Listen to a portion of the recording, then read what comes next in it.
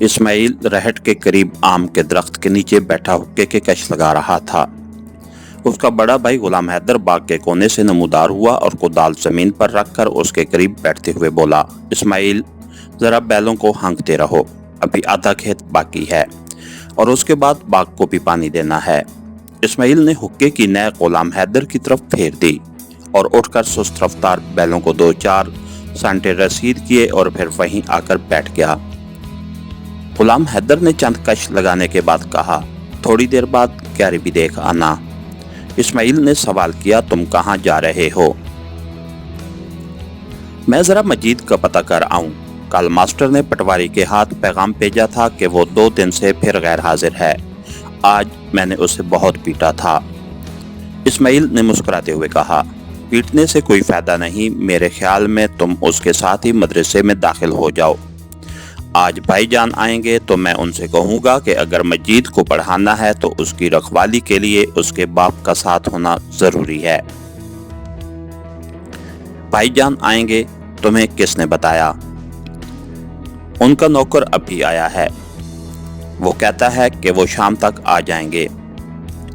10 دن کی چھٹی ملی ہے تو اس دفعہ وہ سلیم کو مدرسے میں داخل کروا کے جائیں گے۔ یہ اچھا ہوگا، شاید اس کے ساتھ مجید کو بھی پڑھنے کا شوق ہو جائے، لیکن سلیم ابھی بہت چھوٹا ہے اور میں نے سنا ہے کہ یہ ماسٹر بہت مارتا ہے۔ غلام حیدر کچھ کہنا چاہتا تھا، لیکن قریب کے ایک کھیت میں ہل چلانے والے کسان نے آواز دی، حیدر شاید تمہارا برخوردار آ رہا ہے۔ غلام حیدر اٹھ کر کھڑا ہو گیا۔ اسماعیل نے اس کی تقلید کی اور دونوں سرسبز کھیتوں کے درمیان دوسرے گاؤں کو جانے والی پگڈنڈی کی طرف دیکھنے لگے۔ 5-6 لڑکے گدھوں کو سر پر دوڑاتے چلے آ رہے تھے۔ یہ سوار لکھنے کی تختیوں سے چابک کا کام لے رہے تھے۔ مجید سب سے آگے تھا۔ کھیتوں میں کام کرنے والے کسان اٹھ اٹھ کر انہیں دیکھ رہے تھے۔ گدھوں کا مالک ان کے پیچھے چلا آ رہا تھا۔ وہ آج خلاف معمول غضبناک تھا، انہیں گالیاں دے رہا تھا اور زمین سے ڈھیلے اٹھا اٹھا کر ان کی طرف پھینک رہا تھا۔ غلام حیدر کے چہرے پر غصے کے آثار نمودار ہوئے، لیکن اسماعیل کا کہکا سن کر وہ بھی ہنس پڑا۔ راہٹ کے قریب پہنچ کر مجید گدھے سے کود پڑا۔ دوسرے بچوں نے بھی اس کی تقلید کی۔ وہ سب گدھوں سے اترتے ہی اپنے اپنے گھروں کو بھاگ گئے، لیکن باپ اور چچا کو دیکھ کر مجید نے بھاگنے کی جرات نہ کی۔ ان گدھوں کے مالک خیر دین کمہار کی اس وقت سب سے بڑی خواہش یہ تھی کہ ان شریر بچوں کے والد جہاں بھی ہوں اس کی گالیاں سنیں، لیکن یہ اس کی انتہائی بدقسمتی تھی کہ سانس تیز اور گلہ خشک ہونے کے باعث اس کی آواز دور تک سنائی نہ دیتی تھی۔ اس کی پگڑی سر سے کھسک کر گلے کا ہار بن چکی تھی۔ راہٹ سے تھوڑی دور پہلے وہ کانٹوں کی باڑ میں الجھا، پھر پانی کی نالی میں گرا۔ غرض اس کے لیے وہ تمام اسباب پورے ہو چکے تھے جنہیں مہذب سوسائٹی میں خودکشی کے لیے کافی سمجھا جاتا ہے۔ ایک گدھے نے آسمان کی طرف منہ اٹھا کر اپنا قومی ترانہ شروع کیا، لیکن خیر دین اس کی زندہ دلی کی داد دینے کی بجائے آگے بڑھ کر اس پر بے تحاشا لاٹھی برسانے لگا۔ لاٹھی ٹوٹ گئی اور خیر دین کا آدھا غصہ جاتا رہا۔ اسماعیل انسی ضبط کرتے ہوئے آگے بڑھا اور بولا، خیرو، آج میں ان سب کی خبر دوں گا، یہ تمہیں بہت تنگ کرتے ہیں۔ غلام حیدر سانٹا ہاتھ میں لیے مجید کی طرف بڑھا، لیکن اسماعیل نے بھاگ کر اسے روک لیا اور مجید کی طرف متوجہ ہو کر کہا، مجید تم کان پکڑو، اور مجید نے جھٹ کان پکڑ لیے۔ غلام حیدر اور اسماعیل کے سامنے خیر دین کا غصہ اور کم ہو چکا تھا۔ وہ پگڑی کو گردن سے اتار کر سر پر لپیٹتے ہوئے بولا، چودھری جی، میں نے انہیں کبھی منع نہیں کیا، جب مجھے کام نہیں ہوتا تو میں پرواہ نہیں کرتا، لیکن آج میں نے नुमाइशी के मेले में बर्तन ले जाने थे। पिछले 2-3 हफ्ते काम की वजह से मैंने इनका दाव नहीं चलने दिया। जब इन्हें मदरसे से छुट्टी होती है तो मैं गद्धों की रखवाली किया करता हूँ, लेकिन आज ये छुट्टी से पहले आ गए।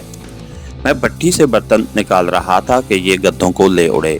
पहले इन्होंने गांव के गिर्द चक्कर लगाए, फिर नहर का रुख किया। जब ये वापस आ रहे थे तो मेरा ख्याल था कि अब ये मेरे हाल पर रहम करेंगे। मैं इनका रास्ता रोकने के लिए भागा, लेकिन मुझे देखते ही ये कतरा कर इस तरफ निकल आए। इस्माइल ने कहा, अच्छा खैरू, आइंदा उन्होंने ऐसी हरकत की तो सीधे मेरे पास आना। अब तुम वो दरांती उठाओ और अपने गद्धों के लिए उस खेत से चारा काट लो।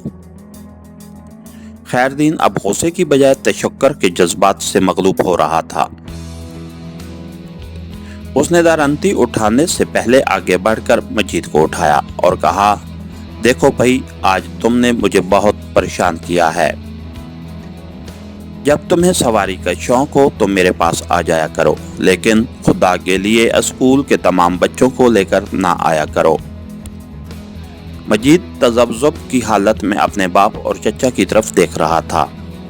इतने में किसी ने बाग के दूसरे सिरे से आवाज दी, मजीद, ओ मजीद। मजीद इजाजत तलब निगाहों से अपने बाप और चचा की तरफ देखने लगा। इस्माइल ने कहा, जाओ नालायक। मजीद जल्दी से तख्ती और बस्ता उठाकर गांव की तरफ भागने का इरादा कर रहा था कि एक कमसिन लड़का टट्टू की नंगी पीठ पर सवार बाग की ओर से नमूदार हुआ। मजीद के करीब पहुंचकर उसने टट्टू रोका। इस्माइल ने कहा, सलीम, उतरो नीचे, मैंने तुम्हें कई बार मना किया है। सलीम ने उस हुक्म की तामील करने की बजाय जल्दी से बाग मोड़कर टट्टू को एड़ लगा दी। टट्टू ने जिस्त लगाकर पानी की खाई अबूर की और सरपट भागने लगा। इस्माइल चिल्लाया, सलीम, इसे रोको, बेवकूफ, गिर पड़ोगे। लेकिन सलीम ने रफ्तार और तेज कर दी। जब टट्टू ने खेत की बाड़ के ऊपर से छलांग लगाई तो वो गिरते गिरते बचा। इस्माइल और गुलाम हैदर तम बखुद होकर उसकी तरफ देख रहे थे। कोई 2 फरलांग दूर जाकर उसने बाग मोड़ ली। मजीद भागता हुआ पंगडडी के करीब आग खड़ा हुआ। वापसी पर भी टट्टू की रफ्तार वही थी। मजीद को रास्ते में देखकर सलीम ने टट्टू रोका। उसे खेत की मेंढ के साथ खड़ा करते हुए कहा, मजीद, जल्दी से मेरे पीछे बैठ जाओ, आज मैं तुम्हें बहुत अजीब चीज दिखाऊंगा। मजीद मेंढ पर पांव रखकर उसके पीछे सवार हो गया। दूर से गुलाम हैदर ने आवाज दी, सलीम, अब न भगाना उसे, तुम दोनों गिर पड़ोगे। नहीं चचा, उसने जवाब दिया। उसके साथ ही आज के एपिसोड का इख्तिताम हुआ। कहानीगर चैनल को लाइक कीजिए, सब्सक्राइब कीजिए और बेल आइकन को प्रेस कर दीजिए ताकि हर आने वाली नई वीडियो आप तक पर वक्त पहुंच सके। शुक्रिया।